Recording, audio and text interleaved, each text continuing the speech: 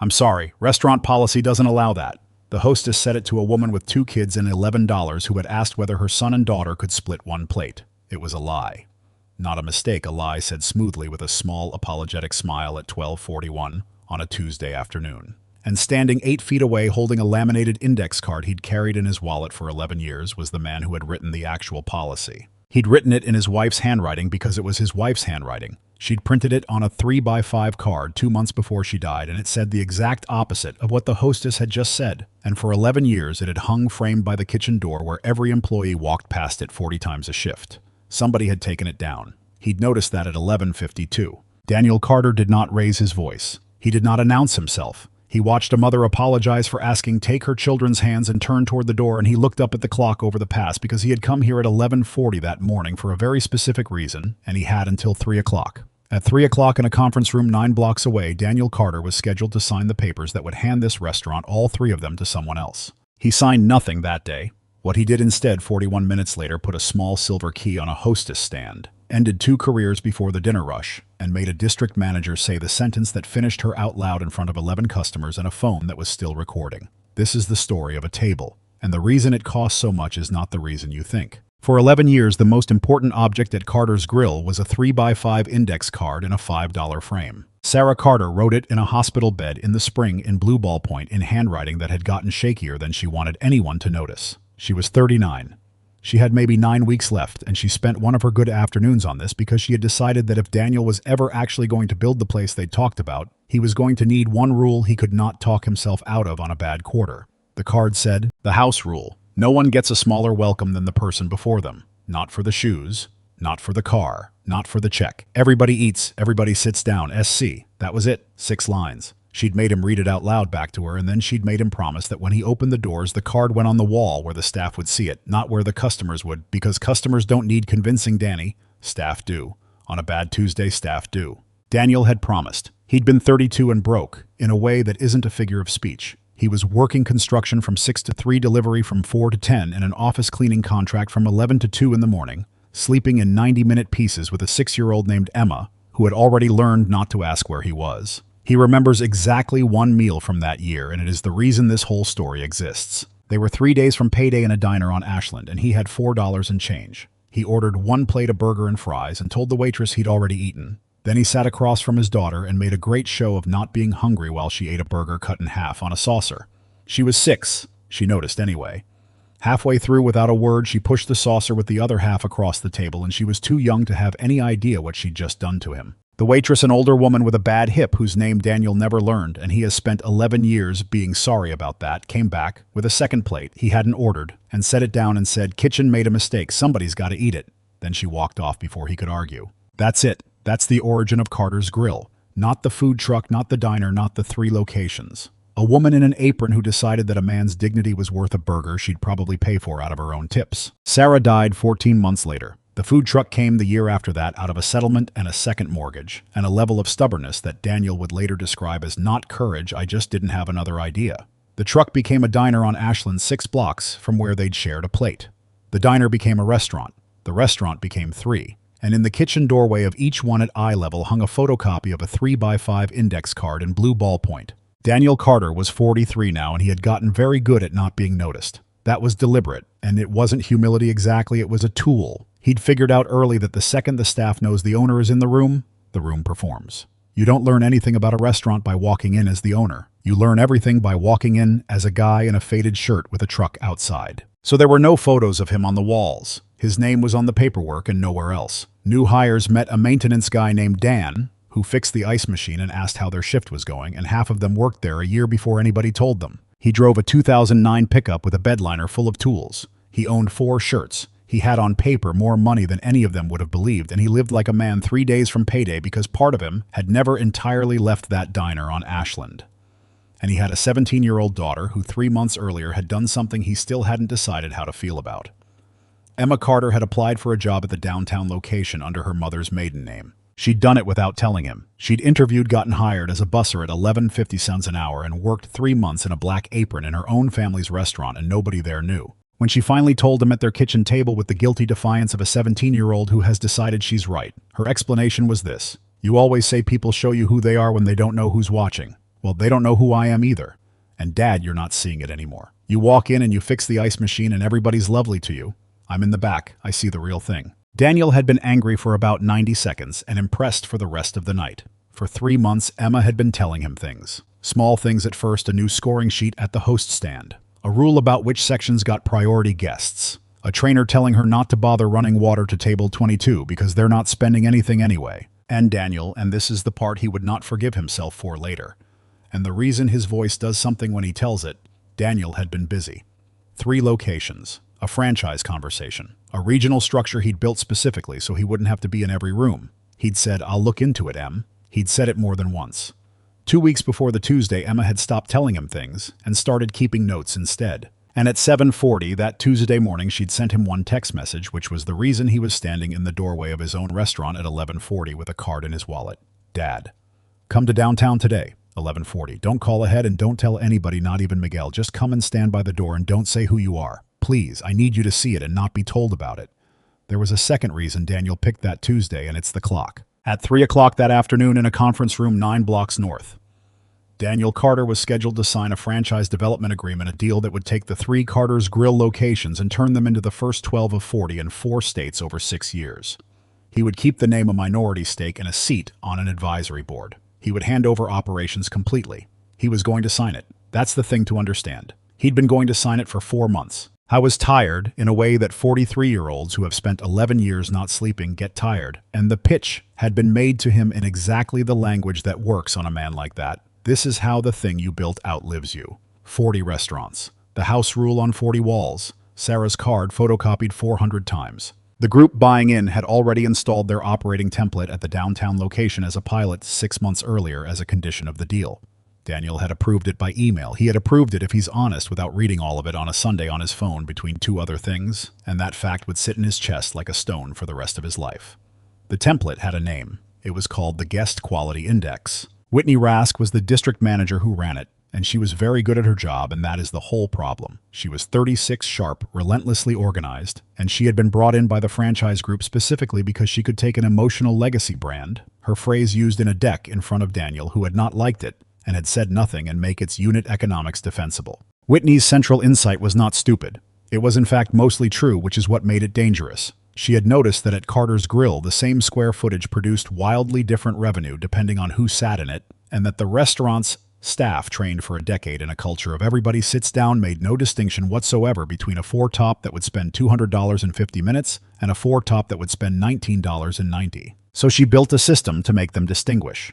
The Guest Quality Index was a 1 to 5 score. The host assigned it at the door in about a second and a half based on a visual assessment, party composition, apparent occasion, presentation, and the score determined seating priority and section.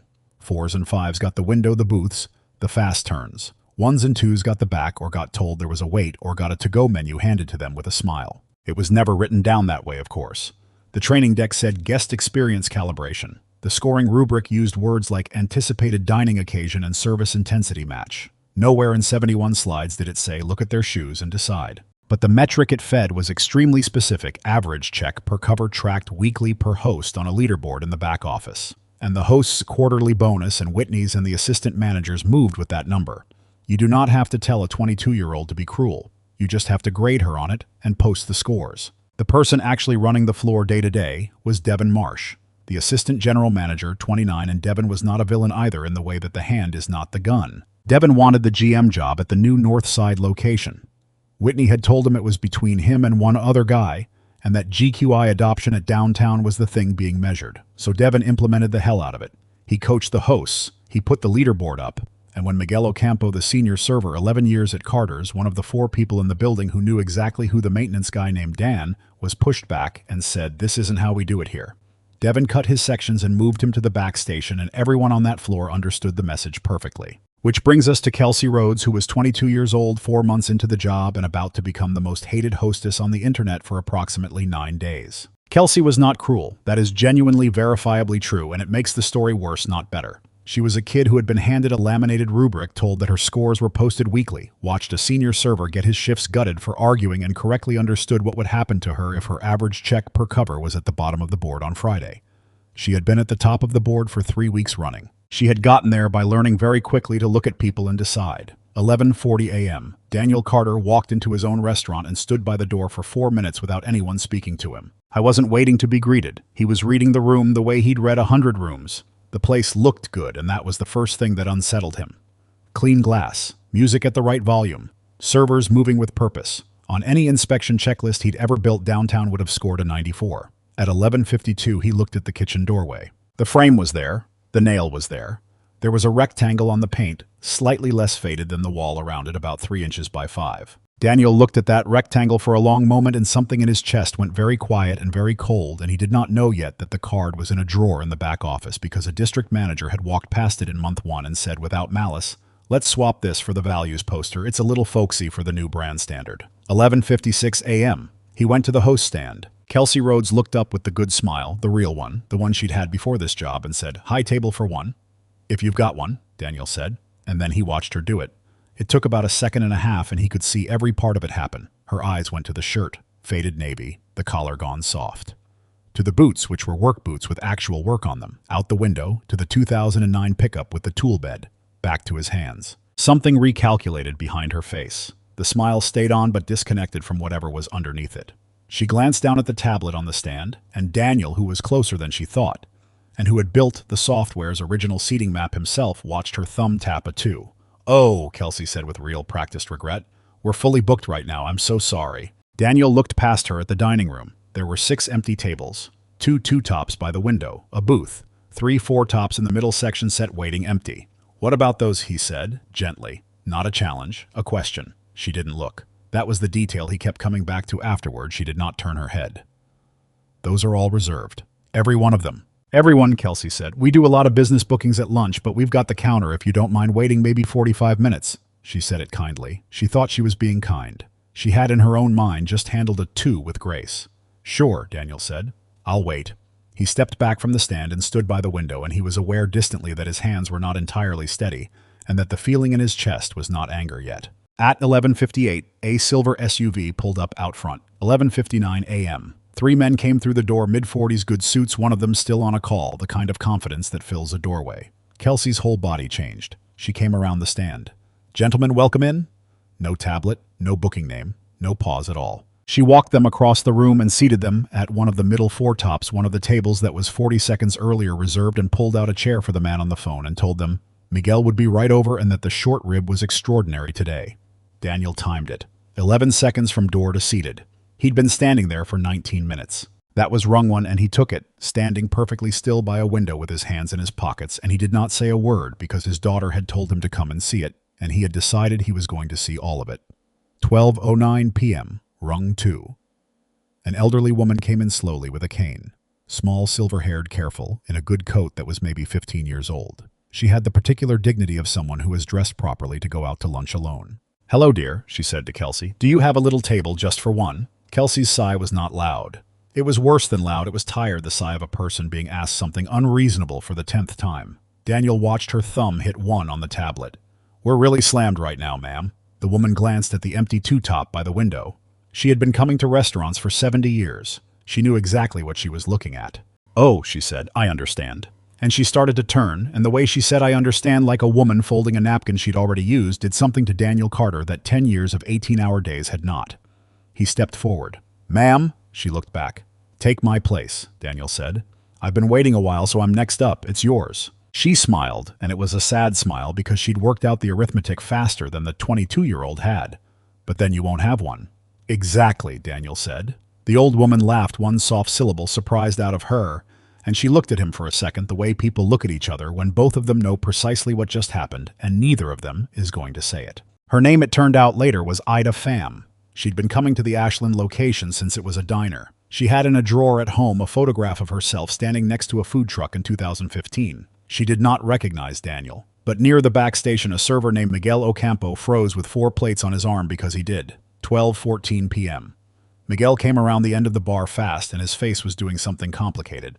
"Mr. Carr." Daniel raised one finger, barely moved it. An inch off the hip, not even a gesture the smallest no a man can make. Miguel stopped. He looked at the host stand. He looked back at Daniel, and a thing passed between them and Miguel Ocampo, who had been at Carter's Grill for 11 years, who had been at the food truck, who had once been given a 2-week advance in cash when his mother was sick and had never once been asked to pay it back, understood that he was being asked to stand there and let it keep happening.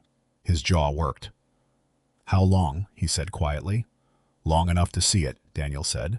Then Miguel said the thing that changed the temperature of the whole afternoon. "Sir, it's not her." He tilted his head 1 degree toward the office door in the back. "It's the sheet. 12:19 p.m. Rung 3, and this one Daniel had not expected because it happened to Miguel. A family of 4 had been standing at the stand for 4 minutes, a dad in a Bears hoodie, a mom, 2 kids under 10, and Kelsey had told them 25 minutes. Miguel, who had 2 open tables in his own section and 11 years of muscle memory, walked over and started to bring them in. Devin Marsh came out of the back like he'd been watching a camera, which he had. He did not shout. Daniel wanted later to be able to say the guy shouted. It would have been cleaner. Devin walked up and stood a half step too close and said at exactly the volume that carries to 4 tables. "Miguel, host seats. That's the whole job. You want to run the door, you can put in for the door." A beat. "You're at the bottom on covers again this week, man. Maybe let's fix that before we start freelancing." The family in the Bears hoodie heard all of it. The dad looked at the floor. They left before Miguel could get back to them. The little boy said something to his mother on the way out, and she said, "Another time, buddy," in the voice parents use. Miguel stood there with a rag in his hand, 48 years old, publicly reduced in the restaurant where his portrait had hung on opening night. And he did not look at Daniel, because if he had looked at Daniel, he would not have been able to stay quiet. Daniel had now been standing by the window for 39 minutes. He had in that time watched his own restaurant refuse him. Refuse an 81-year-old woman, humiliate his oldest employee, and lose a family with 2 kids over a table that stayed empty the entire time. And he still had not seen the worst part. 12:38 p.m. Rung 4. The one the whole story turns on. A woman came in with 2 kids, late 20s, hair up, in a clipwork polo from a grocery chain with the name tag still clipped on. She'd come straight off a shift. The girl was maybe 6 and had a library book under her arm. The boy was 4 and was doing the specific thing 4-year-olds do when they're past hungry and into tired, which is to lean his entire body weight against his mother's leg like gravity had been increased just for him. Her name was Tessa Nolan. Her bus was at 1:05. "Hi," she said to Kelsey. Could we maybe sit by the window? He likes watching the trains." She nodded at the boy. Kelsey looked at them, and Daniel watched her thumb hit 1. "The window's reserved, unfortunately." Tessa nodded quick, the nod of a person who has been told no in a lot of rooms and has learned not to make it awkward for the other person. "That's okay. Anywhere's fine. It'll be about 20 minutes. "Oh." Tessa glanced at the clock over the pass. Then she did the math out loud, which is a thing people only do when they're too tired to perform. "We've got a bus at 1:05, so..." She stopped herself, started over, smiled. "Actually, can I ask, is it okay if the kids share one plate, the chicken plate? They can't finish a whole one each, and a tiny hitch.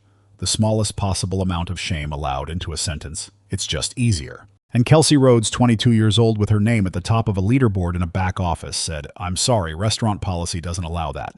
Daniel Carter, 8 feet away, stopped breathing. Because there was no such policy. There had never been such a policy. There was a policy, and it was the opposite, and it was written on a 3x5 index card in blue ballpoint by a woman who had been dead for 11 years, and it had hung by the kitchen door until somebody decided it was too folksy for the new brand standard. He had the photocopy in his wallet. He could feel it against his hip. "Oh," Tessa said. "Okay, sorry. Thank you anyway." She turned to go. She got the boy's hand. And the boy, who was 4 and who had been in a stroller and then a bus and then a grocery store break room since 7 that morning, said the 4 words at exactly the volume a 4-year-old says everything: "Mommy, I'm still hungry." 12:41 p.m. The lunch rush kept going. That's the thing about real rooms, nothing goes quiet the way it does in movies. Somebody's silverware hit a plate. The bar blender ran. The 3 men at the middle 4 top laughed at something. And a man in a faded navy shirt walked away from the window and crossed the floor toward the host stand, and the 4 people in that building who knew who he was, Miguel at the back station, and a 17-year-old busser in a black apron who had just come out of the kitchen with a tub in her arms and had gone absolutely still, all understood at the same instant that the afternoon had just ended. "Ma'am," Daniel's voice to Tessa at the door, not loud. "Would you give me 30 seconds before you go?" Tessa turned wary the way you turn when a stranger addresses you in a restaurant with your kids. "You're fine," he said. 30 seconds. Kelsey looked up, annoyed now. "Sir, if you're still waiting for a table, I told you. I'm not waiting anymore." Devin Marsh appeared at Kelsey's shoulder the way managers do. "Is there a problem here?" "Yes," Daniel said. "I'll seat them." Devin's face did the thing, the little tightening. "Sir, I appreciate the concern, but we've got to wait, and I'm not sure who you are to be telling my staff." Daniel reached into his back pocket, took out a worn brown leather wallet, and set 2 things on the host stand. The first was a small silver key. It was old and it was scratched, and stamped into the head of it was the Carter's Grill logo, the one from the food truck, the original, the one with the little fork through the C. There were 4 of them in existence, one for each location and one that had opened the truck. The second was a laminated 3x5 index card, soft at the corners, from 11 years in a wallet with 6 lines on it in blue ballpoint. Devin Marsh looked at the key, and Daniel watched a 29-year-old man's entire nervous system arrive at a conclusion about 4 seconds before his mouth could catch up. "Oh," Devin said. Kelsey was still confused. What is that?" Devin didn't answer her. He'd gone the color of the tablecloth. Miguel Ocampo set down his tray, walked out from behind the back station in front of the whole dining room, and said clearly and with 11 years of something in it, "That's Mr. Carter. He owns it. He built it." The word went across that floor like a dropped glass. "Owner. That's the owner. Oh my God, that's the owner." Kelsey Rhodes turned around and looked at the man she had told 90 minutes earlier that there were no tables. And Daniel Carter did not look at her at all. He picked up the index card, walked past the host stand, and put it back on the nail by the kitchen door where the rectangle in the paint was. Then he turned around and faced the room. "Ma'am, I'm sorry," he said to Tessa Nolan. "Give me 1 minute and I'll explain." Then to the floor. "My name's Daniel Carter. This is my restaurant. I've been standing by that window since 11:40 and nobody's seated me, and that's fine. That's not why I'm talking." He nodded at the card on the wall. "That's why I'm talking. My wife wrote that in a hospital bed 11 years ago. 6 lines. No one gets a smaller welcome than the person before them. It hung on that nail from the day we opened until somebody decided it didn't fit the new brand standard." He looked at Devin. "How long's it been down?" Devin's mouth opened. Nothing came out for a second. About 5 months." 5 months. Daniel absorbed that. "Okay." He turned to Kelsey. And this is the part every person in that room described the same way afterward. He wasn't angry. He was disappointed, and it was so much worse because rage you can push back on and disappointment just sits on you. "You told that woman her kids couldn't share a plate." Kelsey's hands were shaking so hard she'd put them behind her back. That's the I was told. There's no such policy. There has never been such a policy. There is a policy and it's 4 feet behind you and it says everybody eats." He paused. "Do you know why it says that?" She shook her head. She was crying now silently, the way you cry when you're 22 and something enormous is happening and you don't get to leave the room. "Because 11 years ago I was in a diner on Ashland with $4 and I ordered 1 plate and told my kid I wasn't hungry." He said it plainly, no theater. "And she was 6 and she pushed half of it back across the table to me. And a waitress I never got the name of brought me a second plate and told me the kitchen made a mistake, and that woman is the reason there's a Carter's Grill at all. Every one of these tables is standing on top of a burger some stranger bought a broke guy in 2014. Tessa Nolan at the door had her hand over her mouth. "So when I say everybody eats," Daniel said, "I'm not being sentimental, I'm being literal. That's the entire business. That's the only competitive advantage this place has ever had." He looked at the room, his room 340 covers a day, 11 years all of it. Today wasn't a failure because somebody made a mistake. Mistakes are Tuesday. Today was a failure because kindness got taken off the wall and nobody in this building noticed for 5 months. Then he walked over to Tessa Nolan and he pulled out a chair at the 2-top by the window, the reserved one, the empty one, the one the boy could watch the trains from, and he seated her himself. He got the boy's booster from the stack. He knelt down next to the girl with the library book. "What's your name?" "June." "June, that's a great name. You get whatever you want, your brother too. 2 whole plates, and if you can't finish them, that's completely fine. That's what boxes are for." The boy's eyes went enormous. "Anything. Anything," Daniel said. "It's my restaurant, I checked." June laughed. Tessa Nolan put her face in her hands and cried at a table by the window in front of 40 strangers, and at least 6 of them were recording, and one of those videos would be seen 4 million times inside of a week. But the story was not over. It had in fact barely started because Daniel Carter turned back around and said the sentence that took the whole thing from a nice moment to an earthquake. "Now," he said, "somebody show me the sheet." 1:04 p.m. Devin Marsh had exactly 1 job in the next 90 seconds, and he blew it in the first 10, which is how you know he'd been the hand and never the head. "There's no sheet, sir. I don't know what Miguel..." "Devin," Daniel's voice was almost gentle. "There's a laminated rubric at the host stand. I can see the corner of it under the tablet. I've been looking at it for an hour." Kelsey Rhodes, 22, crying at the bottom of the worst afternoon of her life, reached under the tablet and pulled it out and handed it to Daniel Carter with both hands, and that act, more than anything else she did that day, is why she still has a career. It was a 1-page card. Guest experience calibration quick score. A 1 to 5 scale. Bullet points on visual assessment. Party presentation. Anticipated dining occasion. Service intensity match. And on the back, the part that mattered, scores 1 to 2 standard queue back sections. Scores 4 to 5 priority seating window booth. Daniel read it twice. "Who wrote this?" "It's district," Kelsey said before Devin could get in front of it. "It's we get scored on it. Average check per cover. It's posted in the back on Fridays. She stopped, started again, and her voice cracked all the way through. I'm number one. I've been number one for 3 weeks. That's how I got number one. And Devin Marsh, standing next to a 22-year-old who had just told the truth, made his choice. That's okay. That's an interpretation issue, he said fast to Daniel. That's not what the rubric says. That's how she read it. I coach the tool as written. If Kelsey's applying it that way, that's a training gap on her end. And honestly, I've had concerns about her judgment. Devin, Miguel Ocampo from 6 feet away. You cut my sections in April for seating a 4-top with kids in it. You said, and I quote, "You're killing my averages." I never... You said it in the walk-in. Rico was there. Tanya was there. I said, you said it in the walk-in, Devin. And that was the first crack, the hand turning on the head turning on the kid, everybody in that back office ecosystem reaching for the nearest body to stand behind. It was, Daniel would say later, the single most educational 90 seconds of his 11 years in business, because he finally got to watch what his own operating structure did when you turned the lights on. Then the front door opened, 1:11 p.m. Whitney Rask walked into Carter's Grill downtown. Devin had texted to her at 12:47 3 words, "Owner is here," and she had come 9 blocks in a car and arrived with her jacket still open and a smile already assembled. Daniel, bright, warm, hand out. "Nobody told me you were doing a visit today. I'd have..." Whitney. He didn't take the hand. He held up the laminated card. "Is this yours?" She looked at it for 1 full second, and Daniel watched a very smart person run a very fast decision tree and pick the branch that ended her. "That's the calibration tool, yes. That's a standard hospitality optimization instrument. It's used across the industry. Your host just told me she scores people at the door by looking at them, and that 1s and 2s get told there's a wait and that her bonus moves with it. That's a misapplication." "Is it?" Daniel turned the card over and read the back out loud to the room in a completely flat voice. "Scores 1 to 2 standard queue-back sections. Scores 4 to 5 priority seating window/booth." He looked up. "What part of that is a misapplication, Whitney?" "That's not a misapplication. That's an instruction."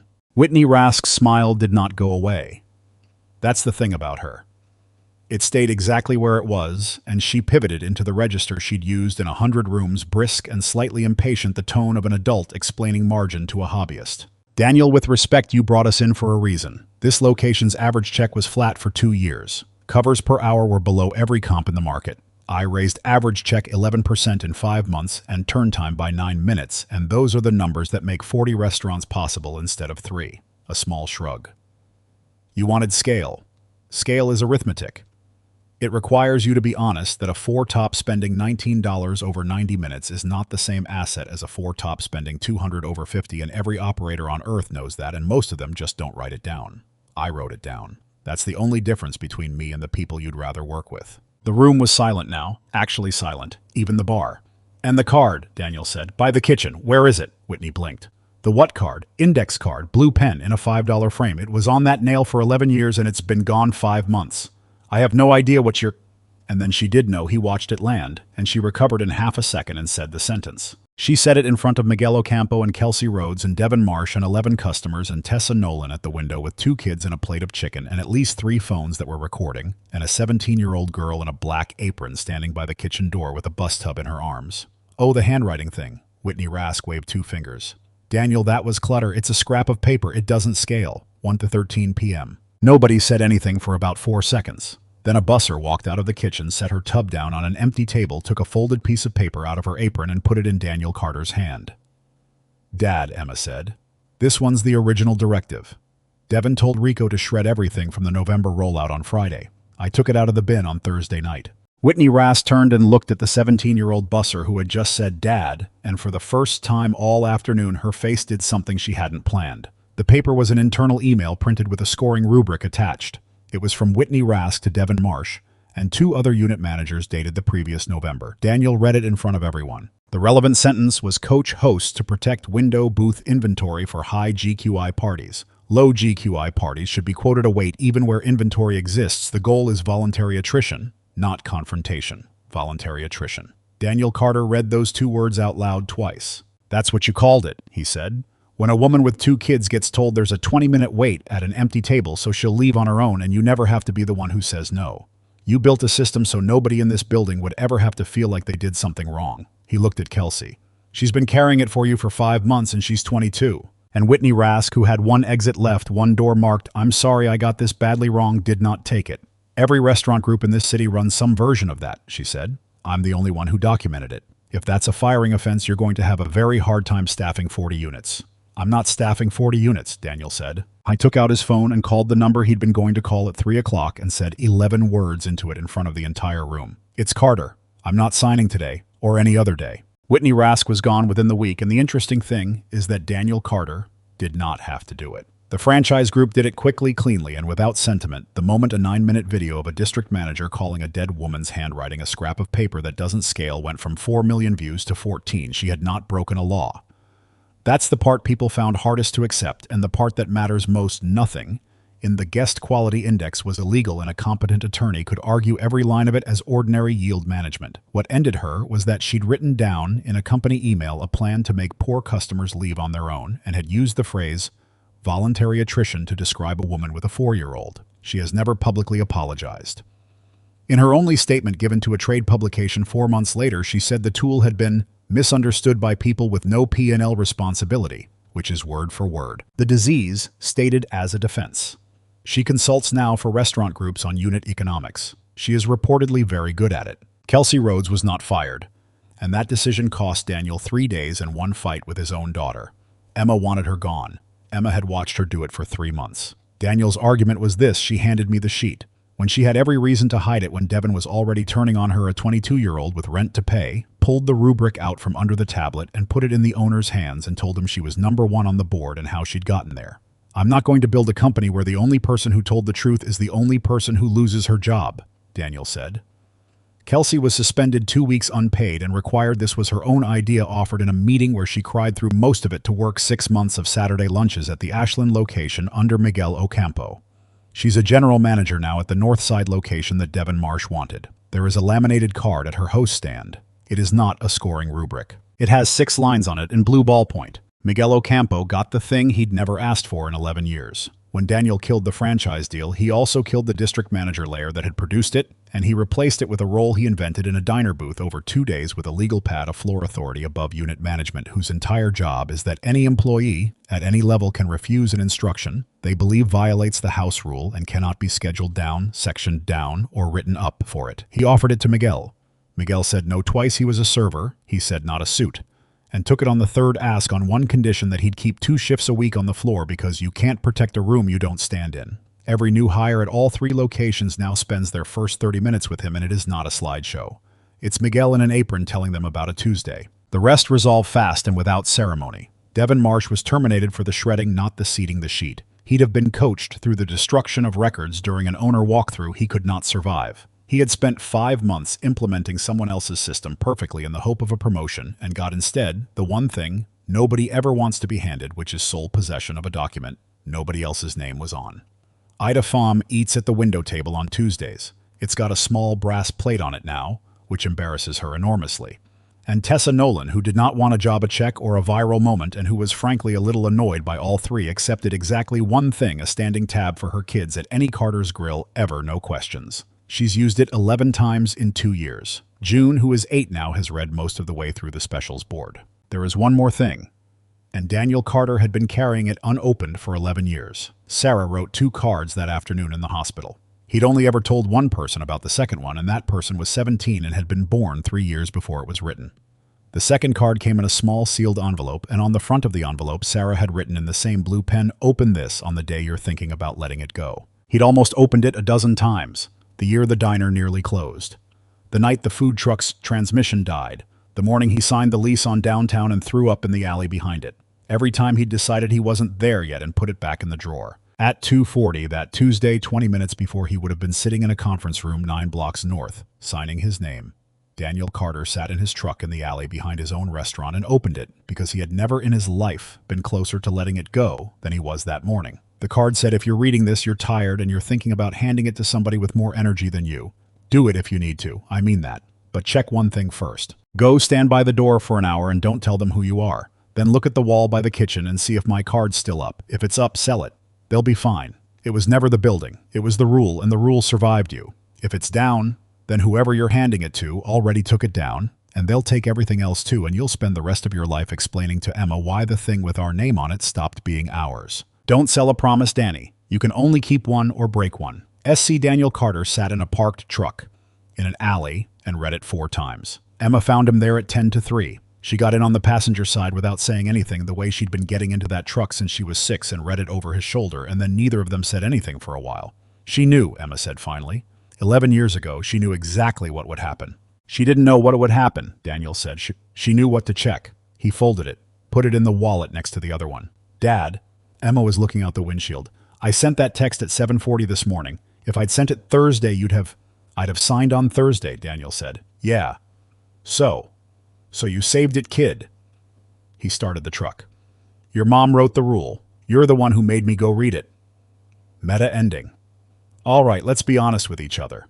Daniel Carter isn't real. Neither is Whitney Rask or Carter's Grill or a 3x5 index card in blue ballpoint. But the guest quality index is real.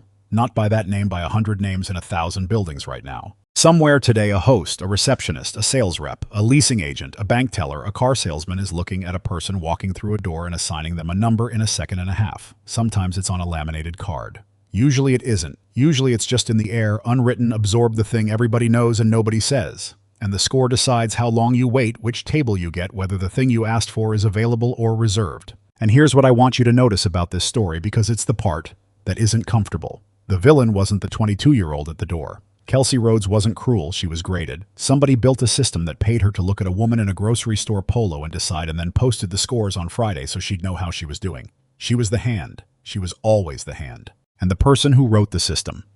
She never once thought of herself as a bad person. She thought she was the only honest one in the room, the only operator willing to write down what everybody already does. And she was almost right. And that's exactly why it worked for 5 months in a building where the owner's own dead wife had nailed the answer to the wall. The truth is, the card came down in month 1. And nobody, not the servers, not the managers, not the owner who'd been in that building a dozen times to fix the ice machine, noticed for 5 months. So the real question this story is asking isn't, would you have seated her? Of course you'd say yes. Everybody says yes. It's this, what's already come down off the wall where you work, and how long has it been gone before anybody said anything, because nobody ever announces it. They just take it down on a Tuesday and call it clutter and wait to see if you notice. Tell me down in the comments. Be honest, I read them. And if you've ever walked into a room and felt somebody assign you a number, the shoes, the car, the accent, the name type, same welcome. Below and go see how many people are standing at that door with you. It's more than you think. It always is. If this one landed, hit like so it reaches the next person who's about to be told. There's a wait at an empty table, and subscribe. There's a new one every week. Take care of each other out there. And go look at your wall. End.